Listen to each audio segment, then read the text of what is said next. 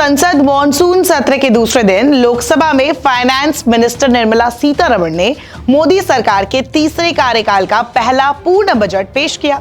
इसके बाद से विपक्ष, खासकर इंडिया गठबंधन के नेता खुलकर इसके विरोध में आ गए।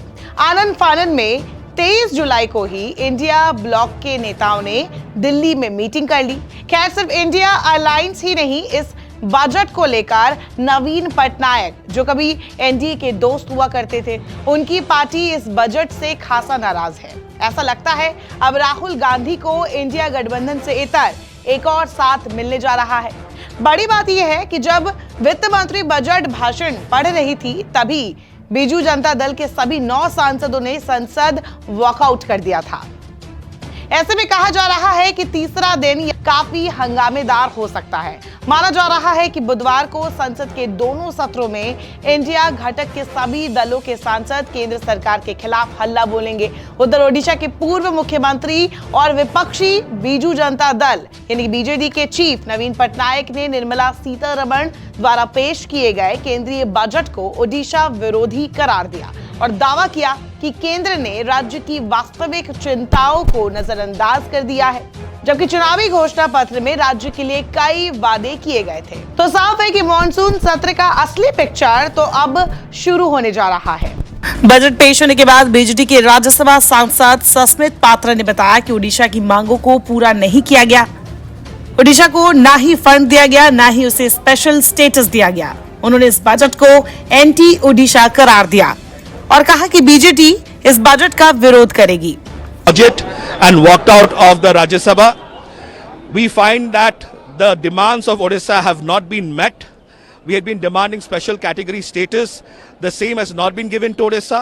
On the other hand, we find funds being given to Andhra and Bihar. But similarly, Odisha had been demanding for funds as well as special category. The same has been completely neglected. In strong protest, Biju Janata Dal has walked out of the Rajya Sabha. We term this bill completely, this budget completely anti-Odisha. There is nothing for Odisha in this budget. वह शिवसेना सांसद संजय राउत ने भी मोदी सरकार के budget पर तंज कसते हुए कहा कि ऐसा पहली बार हुआ है कि देश के कल्याण के लिए नहीं बल्कि सरकार बचाने के लिए बजट बनाया गया है। उन्होंने कहा, पिछले 10 सालों में बजट से आम आदमी, किसान, छात्रों को क्या मिला? पहले सिर्फ एक राज्य गुजरात के लिए बजट बनता था, अब इसमें और 2 राज्य जुड़ गए हैं। पहली बार मैंने देखा है देश के कल्याण के लिए नहीं बल्कि सरकार बचाने के लिए बजट बनाया गया है। केंद्रीय बजट पर प्रतिक्रिया जाहिर करते हुए विपक्ष के नेता और कांग्रेस सांसद राहुल गांधी ने इसे कुर्सी बचाओ बजट कहा।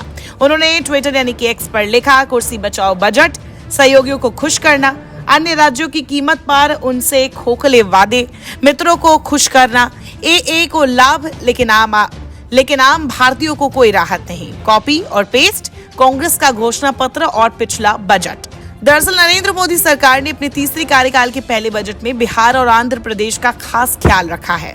वित्त मंत्री निर्मला सीतारमण ने इन 2 राज्यों को अलग अलग योजनाओं के तहत हजारों करोड़ रुपए देने का प्रावधान किया, जबकि दूसरे कई बड़े राज्यों का जिक्र तक नहीं किया गया है। बिहार के लिए करीब 60,000 करोड़ और आंध्र प्रदेश के लिए 15,000 करोड़ रुपए देने का प्रावधान किया गया है।